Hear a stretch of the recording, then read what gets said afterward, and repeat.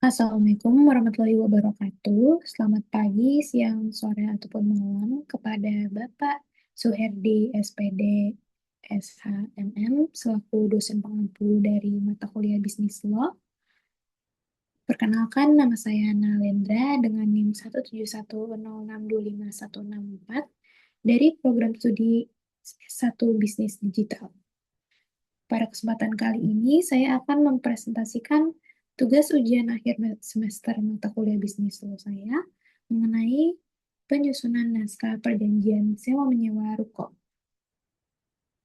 Perjanjian ini disusun berdasarkan ketentuan hukum yang berlaku di Indonesia, khususnya Kitab Undang-Undang Hukum Perdata yang mengatur mengenai hukum perjanjian dan perjanjian sewa menyewa. Sebelum membahas isi kontrak, saya akan menjelaskan terlebih dahulu latar belakang penyusunannya.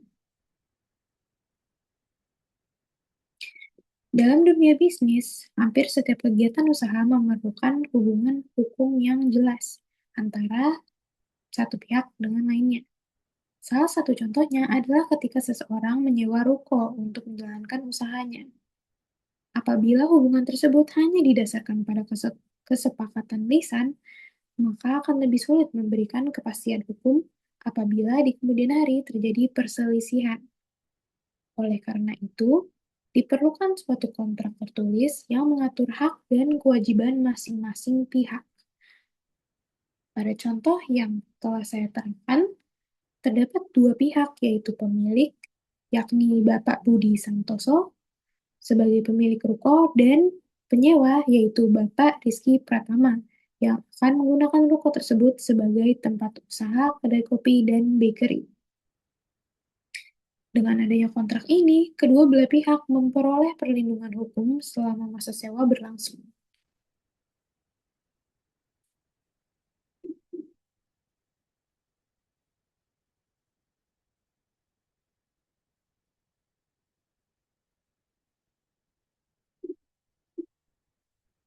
Selanjutnya, saya akan menjelaskan isi dari setiap klausal penting dalam perjanjian. Pada bagian awal kontrak terdapat identitas para pihak. Identitas ini sangat penting karena menunjukkan siapa saja yang terikat dalam perjanjian sehingga apabila terjadi sengketa di kemudian hari, para pihak dapat dimintai pertanggungjawabannya secara hukum. Selanjutnya, terdapat premis atau latar belakang perjanjian.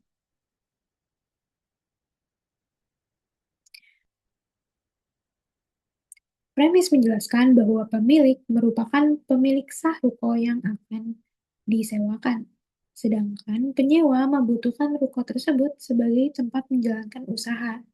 Premis ini menunjukkan alasan dibuatnya kontrak. Kemudian pada pasal 1 mengenai maksud dan tujuan, dijelaskan bahwa ruko disewakan untuk digunakan sebagai tempat usaha, kedai kopi, dan bakery. Klausal ini penting agar penggunaan ruko memiliki batasan yang jelas dan tidak digunakan untuk kegiatan lain tanpa persetujuan pemilik. Pasal 2 mengatur mengenai objek perjanjian. Dalam kontrak ini, objeknya adalah sebuah ruko dua lantai yang berlokasi di Jalan Raya Pemuda nomor 45, Rawamangun, Jakarta Timur, dengan luas sekitar 96 meter persegi. Kondisi bangunan dan fasilitas juga dijelaskan agar tidak menimbulkan perbedaan penafsiran.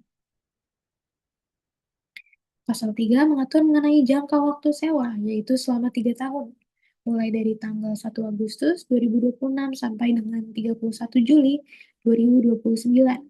Selain itu, apabila para pihak ingin memperpanjang masa sewa, maka harus dilakukan berdasarkan kesepakatan tertulis. Selanjutnya pasal 4 mengatur mengenai nilai transaksi dan tata cara pembayaran.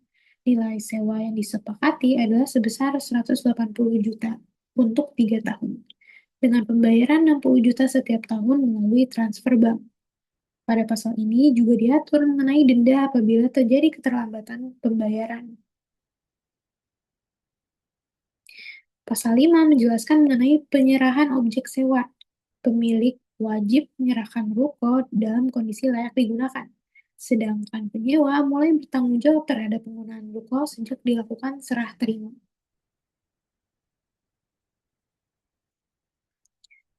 Pasal 6 dan pasal 7 mengatur mengenai hak dan kewajiban masing-masing pihak. Pemilik berhak menerima pembayaran sewa dan berkewajiban menyerahkan bangunan dalam kondisi layak. Di sisi lain, penyewa berhak menggunakan ruko selama masa sewa, namun berkewajiban membayar uang sewa tepat waktu serta menjaga kondisi bangunan. Pada pasal 8 diatur mengenai pemeliharaan dan renovasi. Penyewa diperbolehkan melakukan renovasi ringan seperti pengecatan atau penataan interior, tetapi tidak boleh mengubah struktur bangunan tanpa persetujuan tertulis dari pemilik. Kemudian pasal 9 berisi larangan bagi penyewa. Misalnya, tidak boleh mengalihkan hak sewa kepada pihak lain, tidak boleh menyewakan kembali ruko tanpa izin, dan tidak boleh menggunakan bangunan untuk kegiatan yang melanggar hukum. Selanjutnya pasal 10 membahas mengenai force majeure atau keadaan memaksa.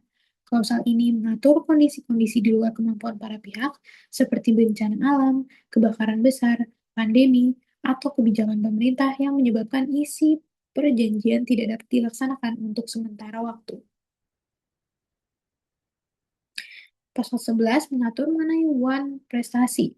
Wan prestasi adalah keadaan ketika salah satu pihak tidak memenuhi kewajiban sesuai isi kontrak. Dalam perjanjian ini, apabila penyewa terlambat membayar sewa, maka pemilik dapat memberikan surat peringatan terlebih dahulu sebelum melakukan pengakhiran perjanjian sesuai ketentuan yang berlaku. Pasal 12 mengatur mengenai penyelesaian sengketa. Para pihak sepakat untuk menyelesaikan masalah terlebih dahulu melalui musyawarah. Apabila tidak tercapai kesepakatan, maka sengketa akan diselesaikan melalui Pengadilan Negeri Jakarta Timur. Lalu terakhir, pasal 13 mengatur mengenai berakhirnya perjanjian, sedangkan pasal 14 merupakan ketentuan penutup yang menegaskan bahwa kontrak dibuat atas kesepakatan kedua belah pihak tanpa adanya paksaan.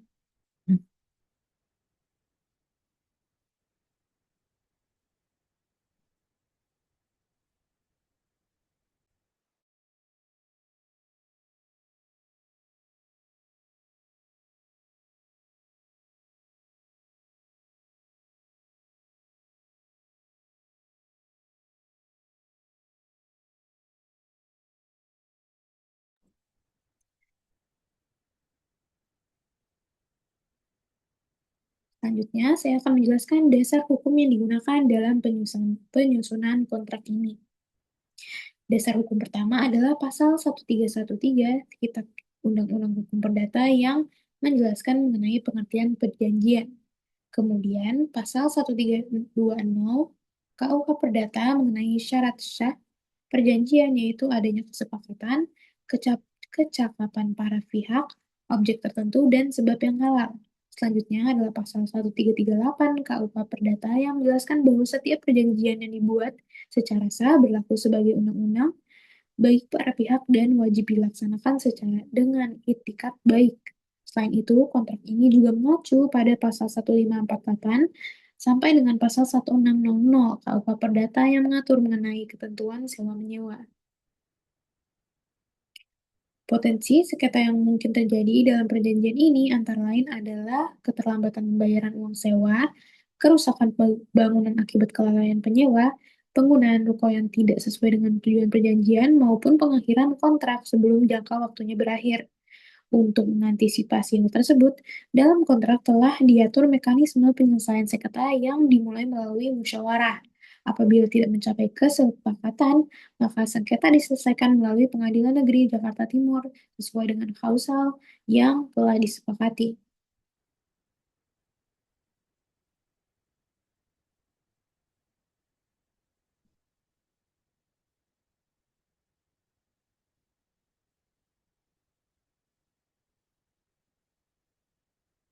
Sebagai penutup, dapat saya simpulkan bahwa perjanjian sewa menyewa ruko yang disusun telah memenuhi unsur-unsur penting dalam hukum perjanjian di Indonesia, baik dari segi identitas, para pihak, objek perjanjian, hak dan kewajiban, nilai transaksi, jangka waktu, poin prestasi, force majeure, maupun penyelesaian sengketa.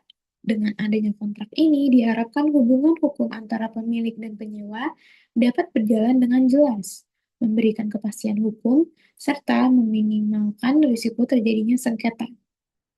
Demikian presentasi yang dapat saya sampaikan. Terima kasih atas perhatiannya. Wassalamualaikum warahmatullahi wabarakatuh.